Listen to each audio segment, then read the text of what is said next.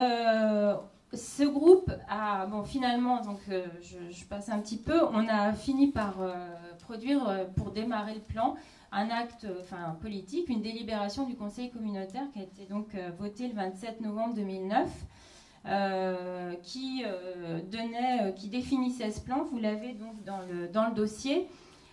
Et d'entrée, donc cette délibération dit deux choses. D'une part que au niveau méthodologique, c'est une recherche-action, c'est-à-dire qu'on sait très bien que on va, c'est un peu une stratégie, hein, et en même temps, c'est l'intérêt. On verra aussi tout l'intérêt de cette démarche de recherche-action. Mais on sait très bien que on va se heurter à des résistances très fortes.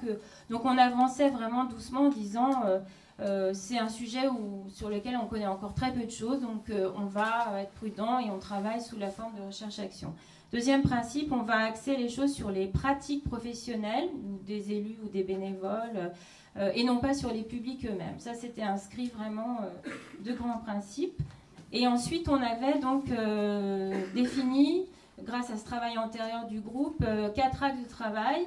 Un premier sur l'ingénierie du plan, entre guillemets, c'est-à-dire faut tout le temps mobiliser les acteurs, il faut penser tout de suite à l'évaluation aussi, comment on valorise ce dispositif qui peut avoir du mal à prendre corps au niveau du terrain. Donc ça, c'est un axe, j'y reviendrai aussi, qui est assez important.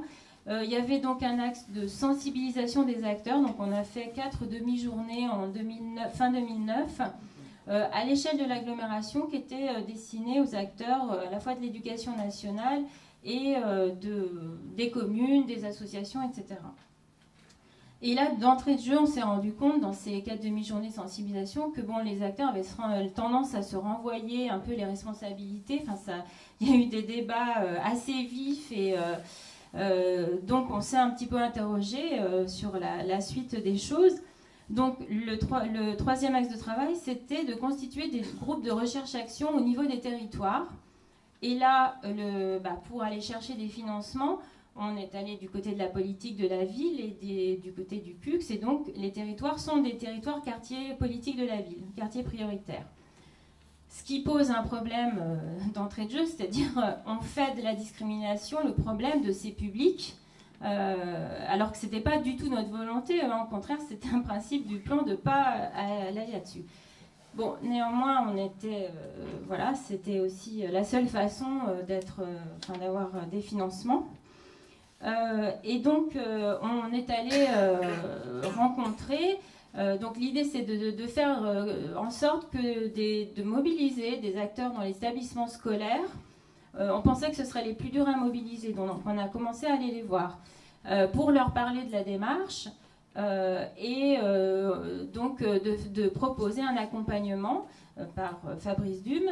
Ils seraient donc formés sur environ ils ont une journée toutes les 6 semaines de formation-qualification. L'idée, c'est qu'ils définissent eux-mêmes un objet de travail et ensuite au bout des 3 ans, parce que c'est un plan sur 3 ans, qu'ils arrivent à transformer des procédures, des pratiques dans leur établissement.